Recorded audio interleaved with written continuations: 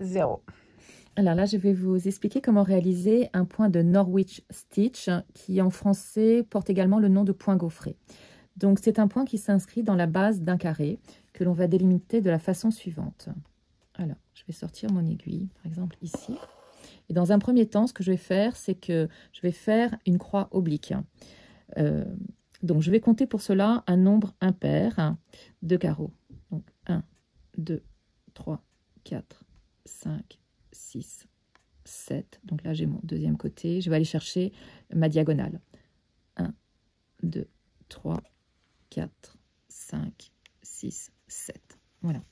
Mon point va s'inscrire donc dans ce grand carré qui est délimité ici. Donc là, je retrouve ici. Voilà, mon troisième côté. Et là, je vais chercher ma diagonale ici. Donc 1, 2, 3, 4, 5, 6, 7. C'est vraiment important d'avoir un nombre impair.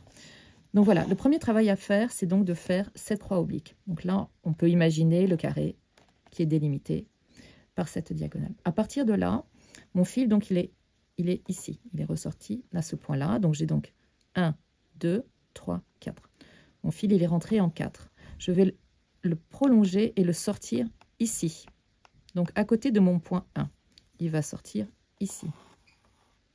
Là, je vais venir me mettre ici, en parallèle de ma diagonale. Et il va ressortir là.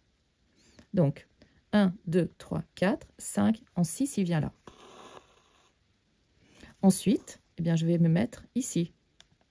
Je reste donc toujours, quand le fil ressort, il doit ressortir sur la ligne. Et quand il passe, quand il couvre, il vient se mettre en parallèle de ma diagonale. Donc, soit de celle-ci, ce qui est le cas maintenant, soit de la précédente. Et là, je me mets là.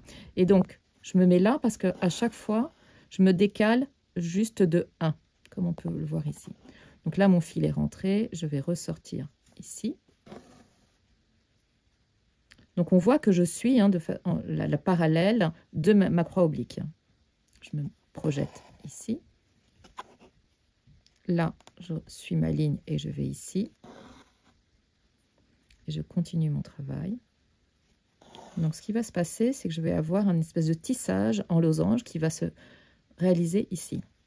Donc, quand mon fil est derrière, il est vraiment sur le contour de ma forme, sur le contour du carré. Voilà. Il n'y a que lorsqu'il est visible sur l'endroit qu'il est parallèle à mon oblique. Et donc, à chaque fois, il se décale de la façon suivante. Et je continue comme ça à utiliser, à exploiter l'ensemble des trous qui constituent en fait les 4 côtés de mon carré. Donc, je suis en oblique parce que je suis... Et là. Alors, là, je vais prendre le temps justement de vous montrer l'arrière. Vous voyez, tout se fait en périphérie, sur le contour du carré. Aucun point ne doit venir traverser justement le carré. La traverse, elle se fait sur l'endroit. Donc, je reprends ici. Voilà, il ne me reste plus beaucoup de petits trous, mais encore suffisamment ici. Et là, je vais attaquer les derniers points. Donc là, il m'en reste un sur ce côté.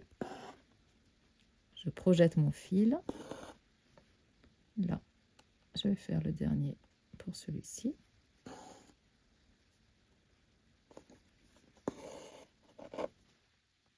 Et le dernier. Voilà. De sorte que là, j'ai fini. J'ai bien un losange qui apparaît de façon gaufrée ou en tissage, puisque les fils passent au-dessus des uns des autres. J'ai bien un carré, la forme principale. Tous les trous des côtés sont occupés. Et bien derrière, je vérifie, aucun fil ne vient traverser l'espace de mon carré. Et maintenant, je peux arrêter mon fil. Alors, un point important, c'est un point qui consomme beaucoup de fil. Donc, n'hésitez pas à prendre une aiguillée assez longue, au moins 45 cm, pour ne pas être à court au moment du point. Alors, c'est un point, bien sûr, qui peut se réaliser. Là, je l'ai réalisé sur 7, mais on pourrait très bien le réaliser sur un carré légèrement plus petit, c'est-à-dire de 5 carreaux sur 5 carreaux.